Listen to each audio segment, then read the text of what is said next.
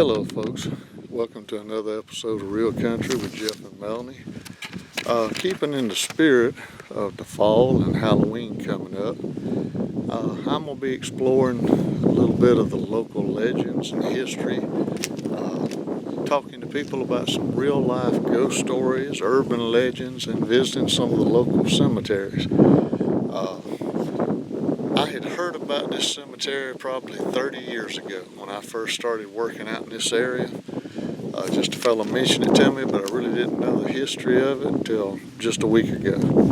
Apparently, Mr. Eli Stroud, gentleman born, June the 4th, 1789, and passed away February 21st, 1874, was a great pioneer in the area, Indian fighter, great hunter, and I didn't really realize it, but the cemetery in which he's buried is very close to my house.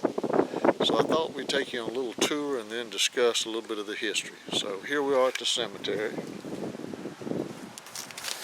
Excuse the noise, we're on the side of a highway.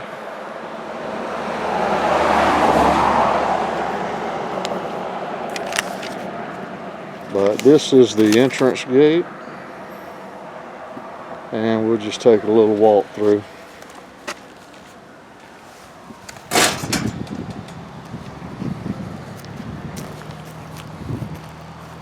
It's a very small cemetery.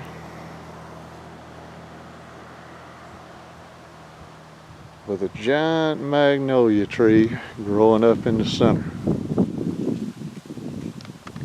And some of the graves here date back way into the early 1800s. A lot of them, the dates are so old you barely can make out the names or the dates. I'm sure this must be of a child. It's a very small above ground little tomb. But like here's a member, I'm assuming, of the Stroud family. This is a William Lafayette Stroud, born in 1866 and passed away in 1936, I believe.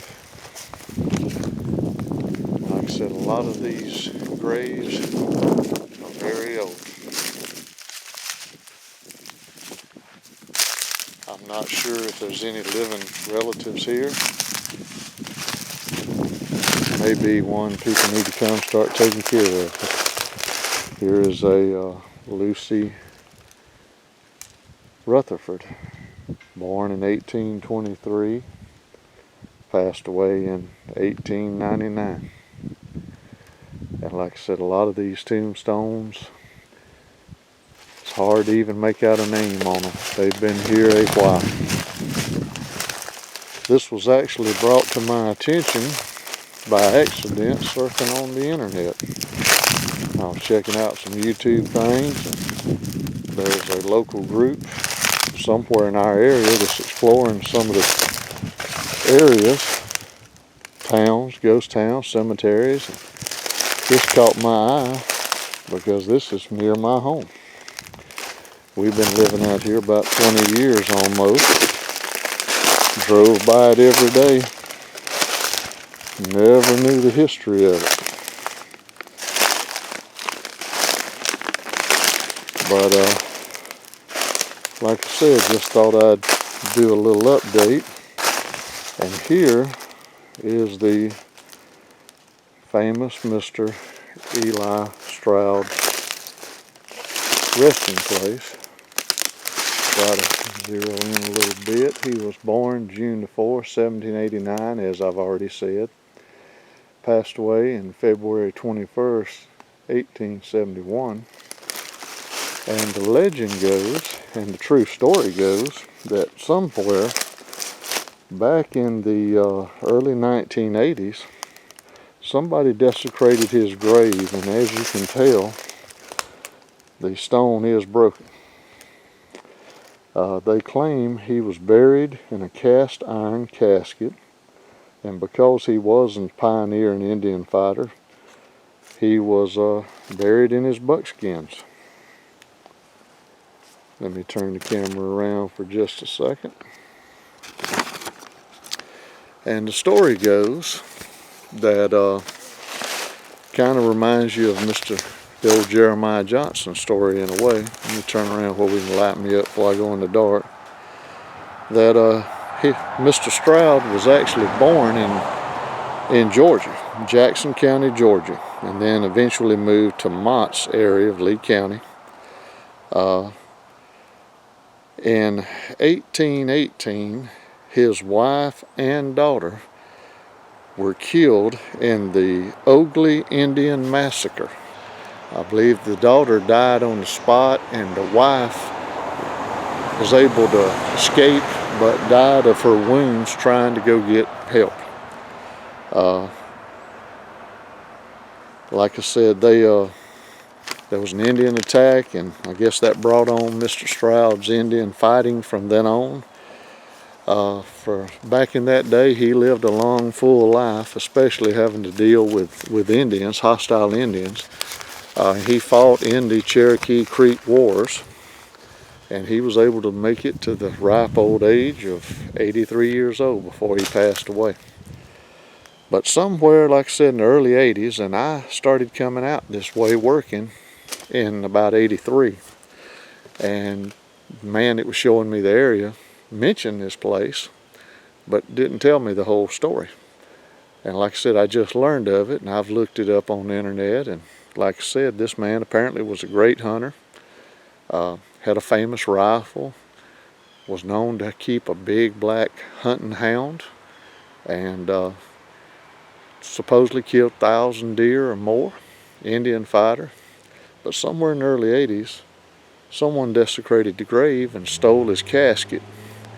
And reportedly, they never found out or caught the person responsible for the grave robbing, but they were able to retrieve the casket and the body and brought it back. But they said since then that supposedly the graveyard has been haunted. That from time to time people will see a tall, slim, elderly man with a big black hound inside the fence of this cemetery. He has been reported to carry on conversations with passerbys. Never nothing malicious, just concern, making sure everything's okay. And there has even been reports of a small child, a young girl, that has ran up to cars and crossed the road, and people stop and try to find out what's going on, and supposedly the child's asking, "Where's Pawpaw?" Not sure if that child is related to Mr. Stroud or not. But like I said, we'd follow the year coming on, and Halloween not too far away. Just thought since this one's so close to my house, literally within a mile or two, I'd ride up here and take a quick look at it, show y'all around. And like I said, you'll have to excuse the background noise. This is a very busy road with another road or two connecting, and traffic is bad. But like I said, just thought we'd come by and pay our respects, do a little historical video. Never knew this place was supposedly haunted. Never realized Mr. Stroud was a great Indian fighter and a pioneer. But it's amazing things you can learn just by looking into things. So thought I'd give you another little quick view of a few of the tombstones, and then we'll wrap this video up shortly. Right beside Mr. Stroud is, I believe, his last wife. His original wife was Miss Elizabeth, and she died in the Indian attack. They said reportedly he had 2 more wives, and the odd thing was the second one was an Elizabeth, and the third one was an Eliza. And so this is his last wife, Miss Eliza Perry Stroud.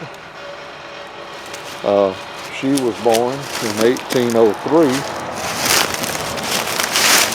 and passed away in 1890. So this is an interesting little historical fact. And then right behind Mr. Stroud is a Confederate soldier, a second lieutenant, Mr. Richard P. Baker, Company B, 28th Georgia Artillery, Confederate States of America, 1827 to 1897.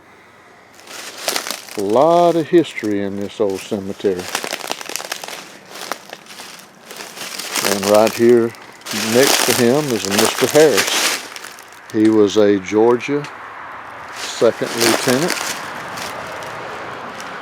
Sanford's County, in the Indian War. So he passed away in March 20th, 1890. So, like I said, a lot of history here, a lot of old graves. And like I said, this is just a good old country cemetery. It's amazing the history that is lying at everybody's fingertips, and people never know. Everybody is usually way too busy to stop and take care of the graves and remember the older folks, because we wouldn't be here if it wasn't for the way they live their lives, exploring, fighting the Indians, the weather. Here's another one, born, I can't even make it out, looks like 18, I'd be wrong even saying, but there's another child, little Wilmer. I may be saying that wrong, but like I said, this is just an older cemetery. These down here, check out, that looks like another Confederate soldier, Zachariah Lamb, 44th Georgia Infantry, CSA, 1847 to 1882.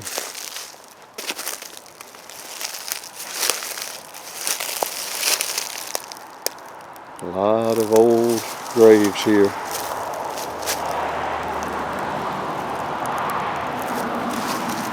But folks, like I said, we won't drag this one out. I just thought this little bit of history was interesting. And I was kind of shocked and amazed that I didn't realize what was going on. Here's another one, a Reuben Pitts, private from Alabama, Confederate States Army, June 1904, passed away. But folks, that'll conclude our little tour of the Eli Stroud Cemetery. If you get a chance, look him up. Maybe you can find more information than I found. And like I said, excuse the noise, we're right on the side of a big, busy highway. But if you enjoyed the video, give us a thumbs up. Please hit the like and subscribe button. And please share this with your friends. Need all the help and subscribers we can get. But till the next time, y'all have a good afternoon. And if the good Lord's willing, the creek don't rise, we'll be coming your way with some more videos. Some of them for fall, some of them may be a little spooky. Won't lie to you about nothing, but might have a little fun and learn something since we're getting close to the fall season. But next time, good Lord's willing, the creek don't rise, we'll see y'all on down the road. Have a good one.